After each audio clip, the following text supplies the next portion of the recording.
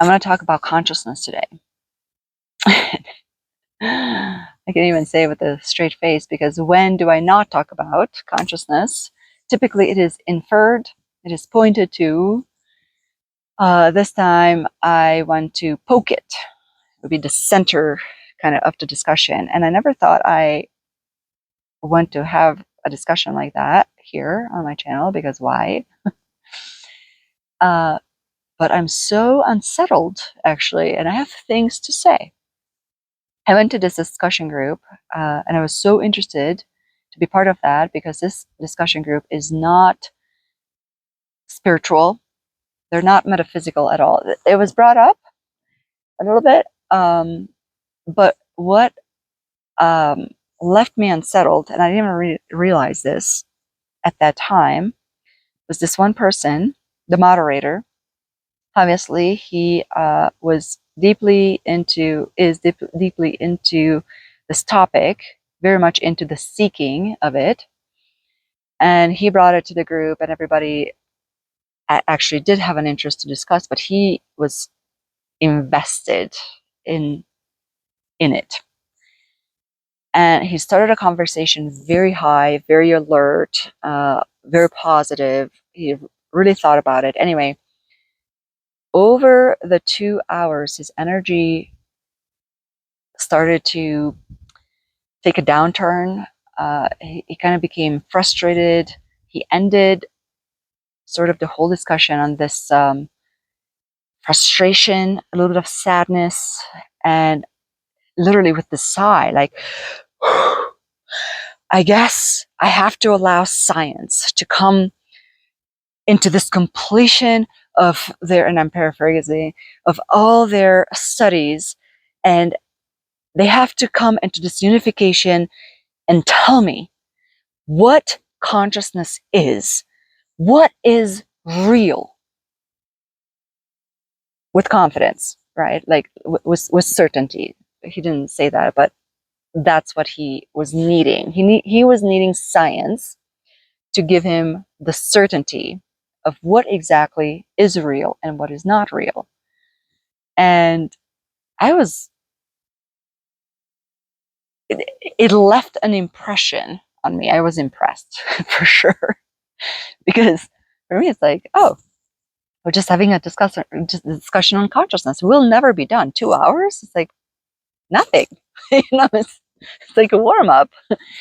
So I was kind of telling about it to my husband, but I kind of went to bed. Well, over the 2 days, and this is always how it happens for me, I need 1 or 2 days to metabolize an experience, even though in the moment I'm not understanding the impact that it has on me. And it was his transition, and seeing the amount of investments he has on many levels in these ideas. And I remember, and even now, they're not just ideas that, and it's beautiful, that we have and that we discuss in circle, right? This is not just spiritual stuff. They do have an impact. And the whole company that I have, my whole reality, and the way I choose to move about life and how I live my life is through application of spirituality, application of consciousness. So yeah, they have a great impact, and they matter. And so I want to more talk about how we approach consciousness and how important it is to know, to be aware, to be conscious of from what lens do we approach consciousness. Because if we need consciousness to be this certain thing for us, this certain object, then it's a difficult approach, because all these lenses, models that we have, that are actively and seriously studying consciousness, right? Like psychology, like philosophy, like epigenetics, like astrophysics, quantum. Uh, I don't know what else I left out. Um, but all these things can only model facets of consciousness. And they're like, yeah, we see consciousness, we see footprints of consciousness, we see its shadow. Is that consciousness? No, we constantly keep pointing at it without being able to grab it. And then we realize that this all these fields are relating and they're pointing to each other, and we don't have models. Maybe AI, yeah, maybe AI is going to develop patterns and quantum computing that can start to cross model a lot of these together, that will increase that model of reality for all of us. But right now, it's a dead end, right? Even neuroscience is like, we know so much about the brain. We are at the very beginning. We basically not know that much about the brain, right? Um, anyway, for me, it was Gödel who truly killed everything when it came to objectively wanting to hold on to a certainty, with his incompleteness theories.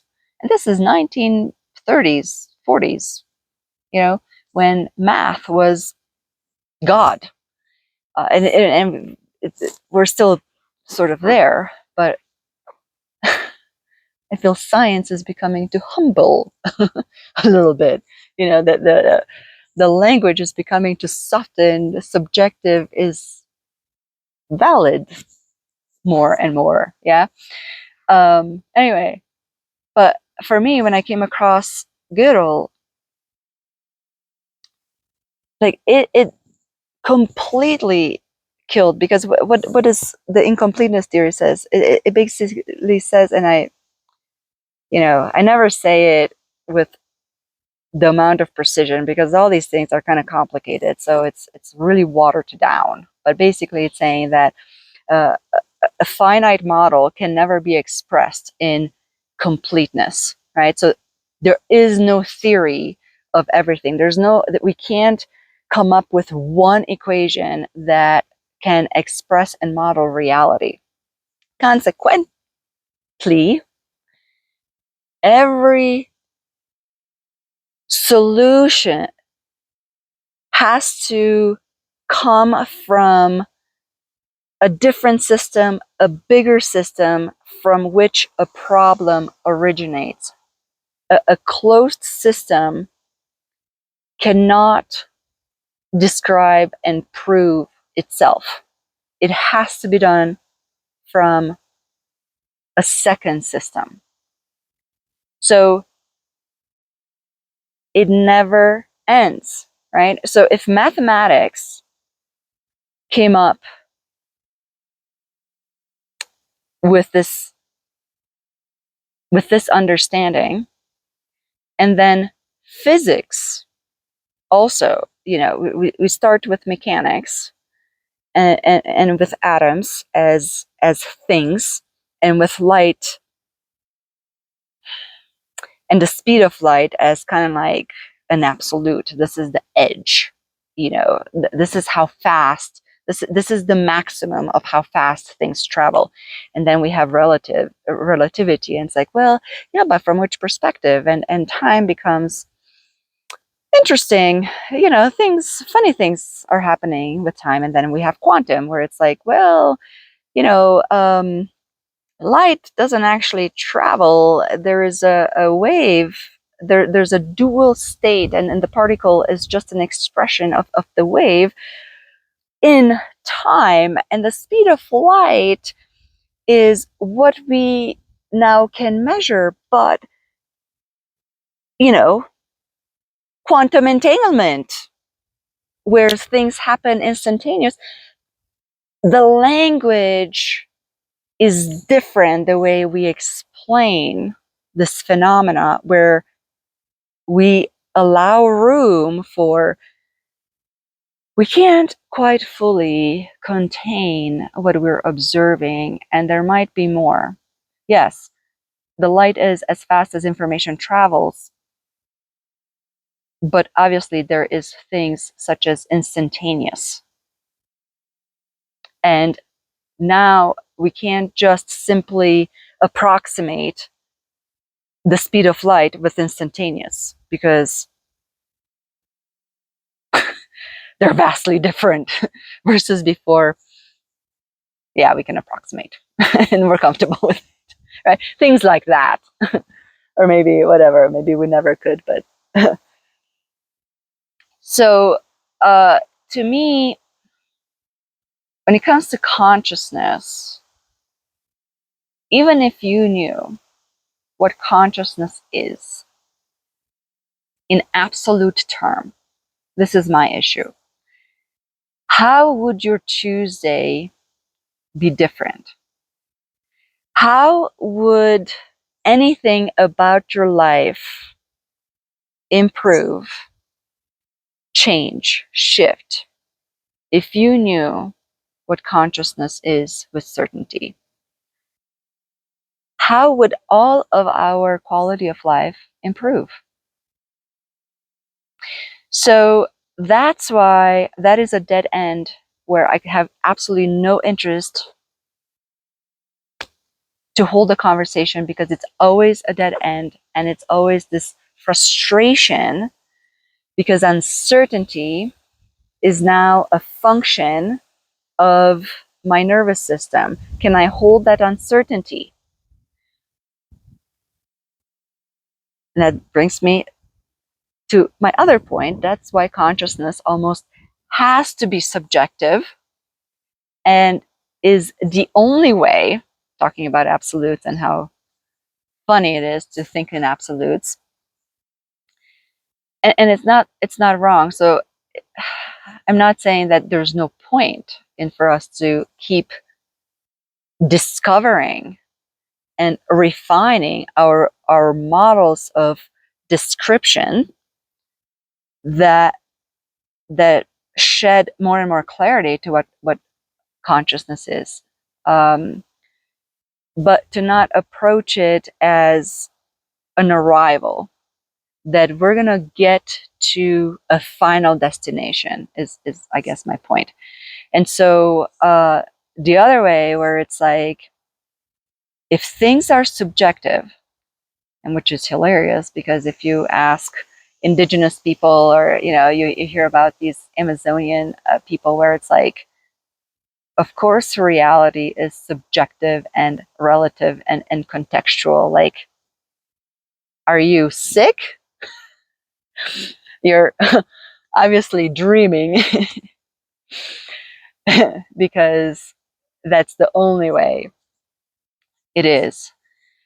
So and that's why I think I really like psychology, because subjectivity is valid and is scientifically valid and responsible. They're responsible to hold subjectivity as valid. So anyway, that's why when we look at consciousness from this model that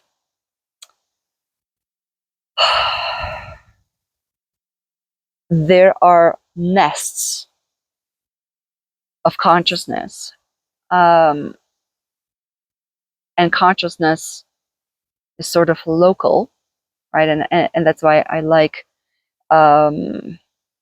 physics in that regard, is just because I know, for example, that things can't touch. It's impossible for things to actually come in contact with each other, but there's still mechanics, right?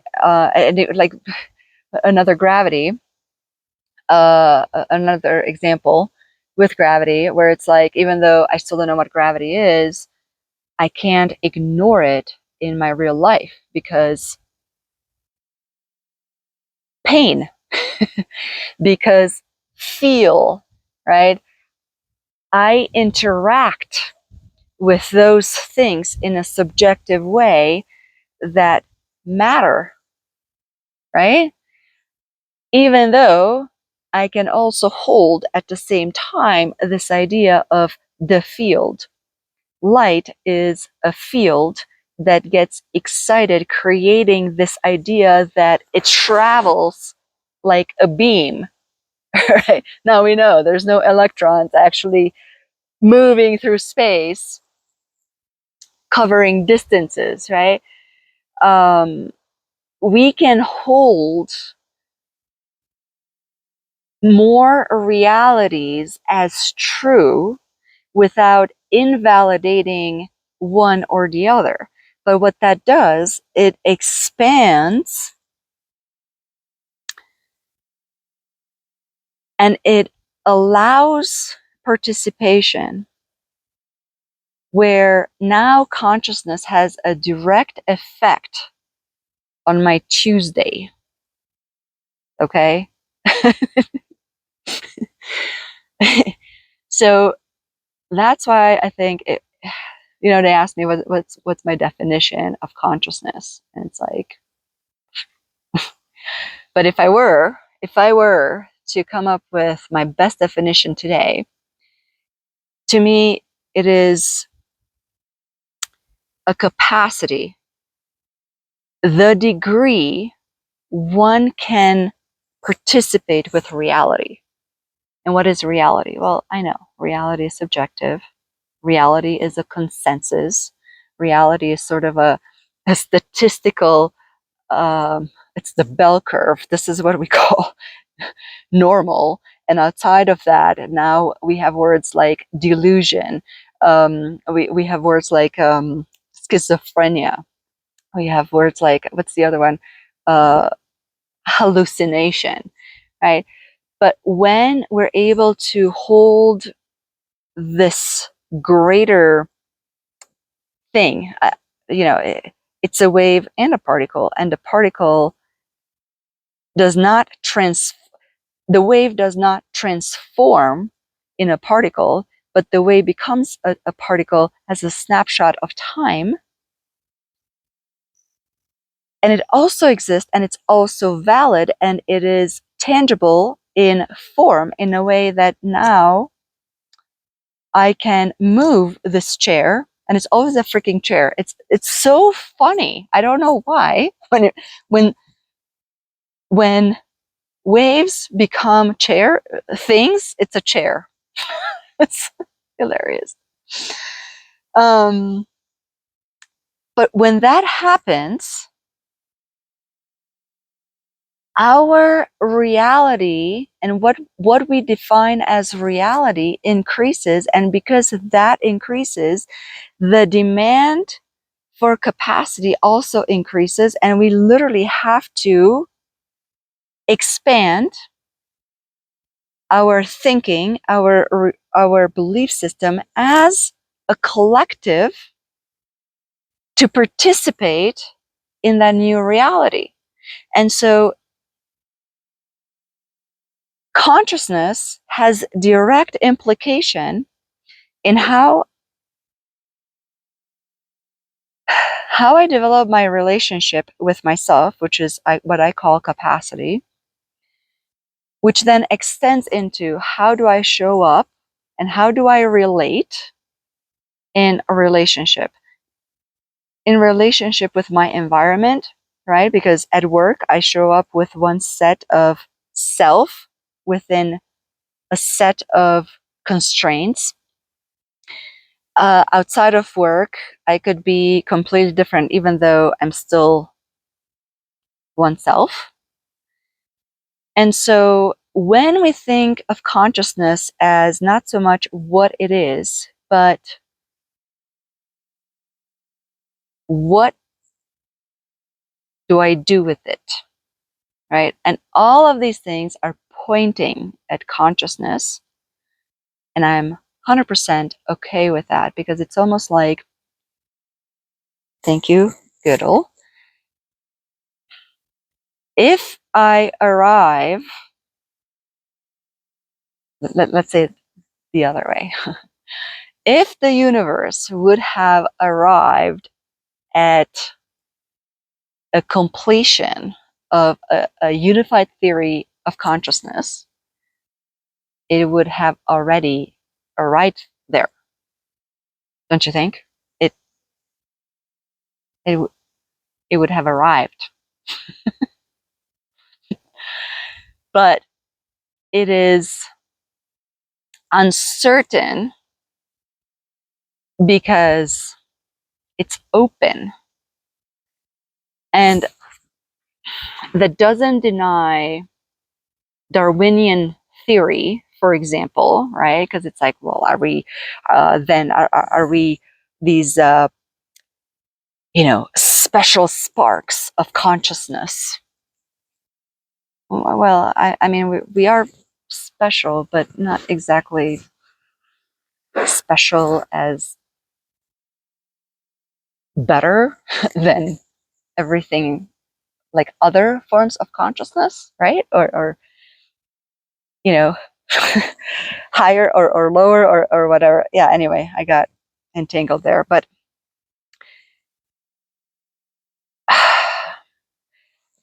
consciousness can also exist as a continuous optimization of iteration, right? It takes what works. Now, I do not believe in competition. I think that is a distortion. I don't think competition exists in the way we understand competition to be. But I do think that something like this exists, and I call it optimization, which that distinction matters to me, right? And how I view the world. So that's why, to me, the metaphysical model of nested dimensions, nested densities, which the overlap of those I call bandwidths, right? Because a dimension can be perceived as a point of view, as a local, contextual perspective that one holds. And the density is the level of coherence, the level of capacity that a person can actively participate within that perception. And so the study of how do we navigate the diversity of consciousness, understanding that consciousness is not a number, it's intense, and it has various level, and we know that it has various levels of characteristics, and it's very difficult to pinpoint. That's the whole issue. But that diversity is viewed as kind of like the enemy, is fearful. And to me, that's the point of consciousness. Its diversity is to be celebrated. And the point then becomes, how do we navigate? And now consciousness becomes something to practice. That's why my entire world, and even the company Beyond Orion Energy, is all about what is the relationship with myself, and how do I practice that relationship that gives me capacity, because that relationship with self is the ability, or no, this came up, the availability. How much nervous system availability do I have that I can transfer, I can translate into dimensionality, into a contextual situation. When I sit by myself, I can contextualize and envision how, let's just say, a conversation would go. When I want to have a conversation, that conversation that I practice by myself or I envision it for myself goes one way. When I sit with my boss in front of me, how does that conversation go compared to how you imagine it to be? What changed? It's still you. What changed? The context, your capacity translated. How that capacity translates into a finite moment from, let's just say, from your meditative state. Your nervous system is at rest, is optimal. When you bring it into a context, is it still optimal? That is capacity. That is a real thing that my Tuesday freaking depends on it. Another example, why? Somebody explained to me why I wake up in the morning and I don't wake up happy. Why isn't that my baseline nervous system mode of operating? Why do I wake up some days and I'm angry? Somebody explained to me what is the stimuli, because if I were to, have psychology explain this to me with reality, it's like, well, you're hallucinating because that internal, there's no stimulus that created a disturbance, a reaction to say, okay, this is the object, and now you're reacting to it, and now you're engaging to reality. There's a correlation, and it makes sense. But when there is no correlation, what creates these modes? Now, from the moment I wake up angry to the moment I leave my house, if I don't engage in my awareness, with my agency, and be able to say, okay, I'm angry, and if I'm not, how should I say, take responsibility, take that agency that I'm responsible, and I'm valid. This internal state is valid, and is valid without an external stimulus, so that I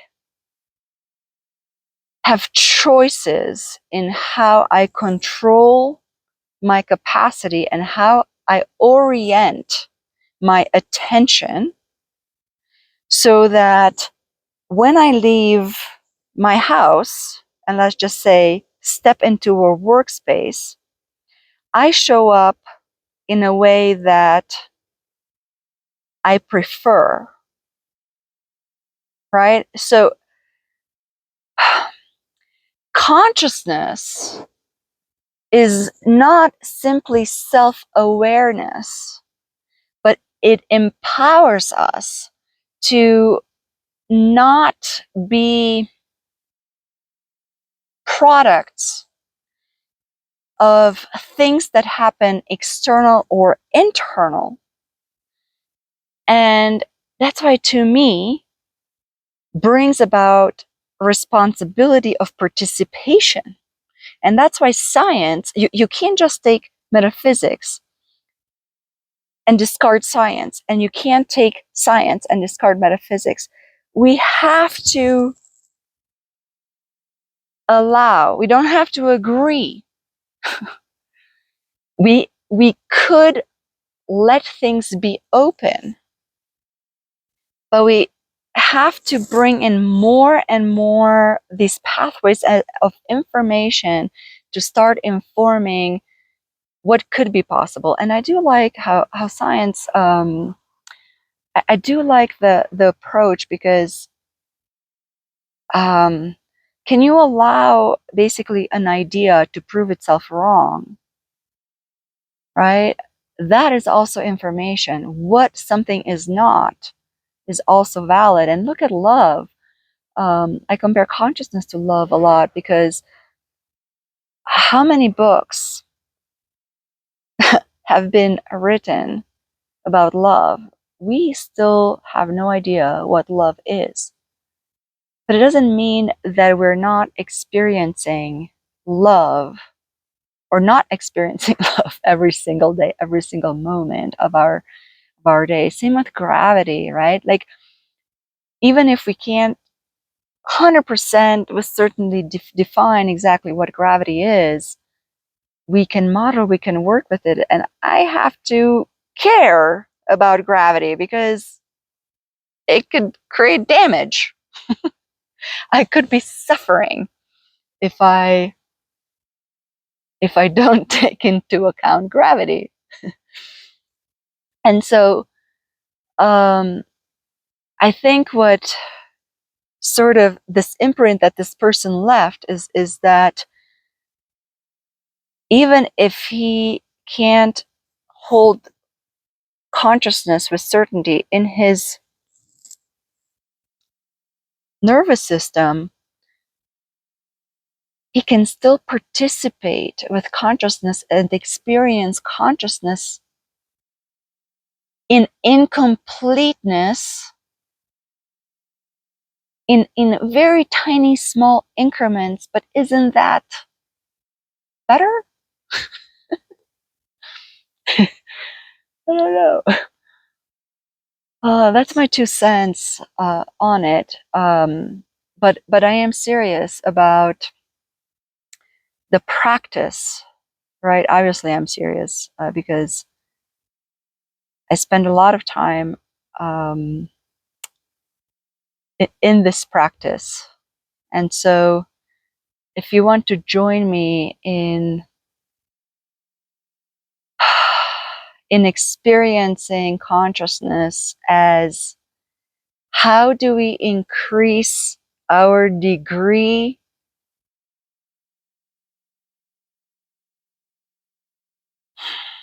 of availability, of participating with reality,